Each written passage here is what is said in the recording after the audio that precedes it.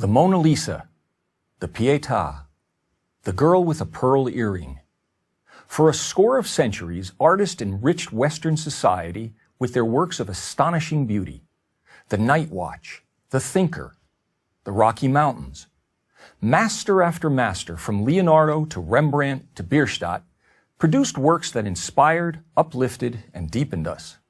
And they did this by demanding of themselves the highest standards of excellence, improving upon the work of each previous generation of masters, and continuing to aspire to the highest quality attainable.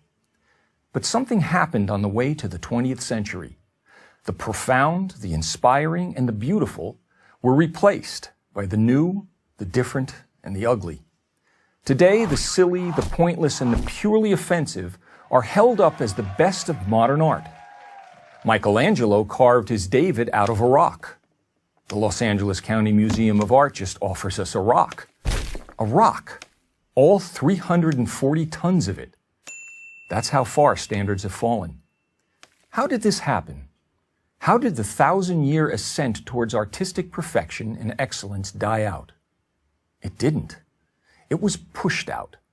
Beginning in the late 19th century, a group dubbed the Impressionists rebelled against the French Académie des Beaux-Arts and its demand for classical standards.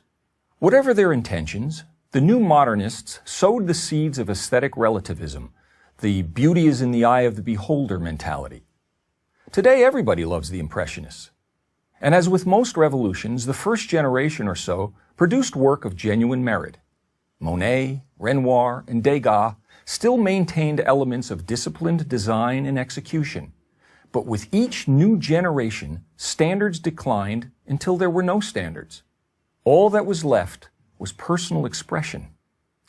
The great art historian Jacob Rosenberg wrote that quality in art is not merely a matter of personal opinion, but to a high degree objectively traceable. But the idea of a universal standard of quality in art is now usually met with strong resistance, if not open ridicule. How can art be objectively measured? I'm challenged. In responding, I simply point to the artistic results produced by universal standards compared to what is produced by relativism. The former gave the world the birth of Venus and the dying Gaul, while the latter has given us the Holy Virgin Mary, fashioned with cow dung and pornographic images, and Petra, the prize-winning sculpture of a policewoman squatting and urinating, complete with a puddle of synthetic urine. Without aesthetic standards, we have no way to determine quality or inferiority. Here's a test I give my graduate students, all talented and well-educated. Please analyze this Jackson Pollock painting and explain why it is good. It is only after they give very eloquent answers that I inform them that the painting is actually a close-up of my studio apron. I don't blame them. I would probably have done the same, since it's nearly impossible to differentiate between the two. And who will determine quality is another challenge I'm given.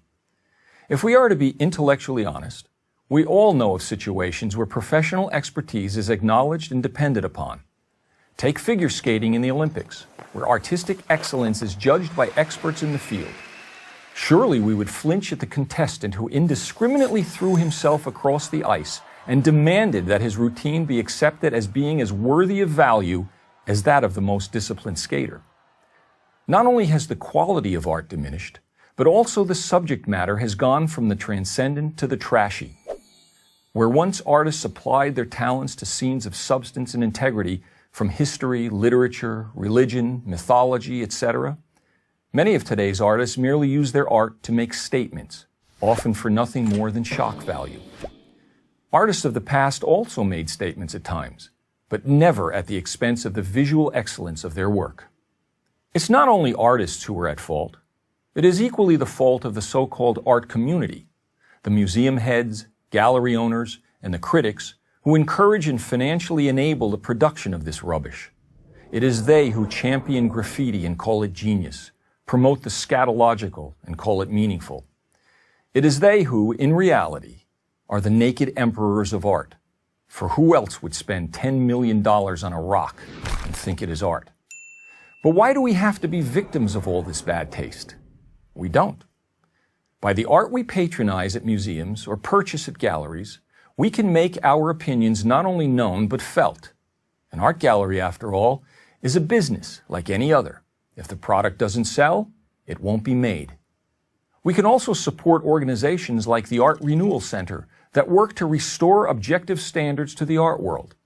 And we can advocate the teaching of classical art appreciation in our schools. Let's celebrate what we know is good and ignore what we know is not.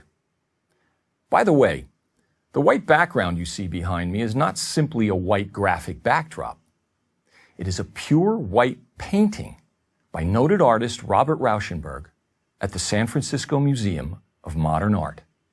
I'm Robert Florczak for Prager University.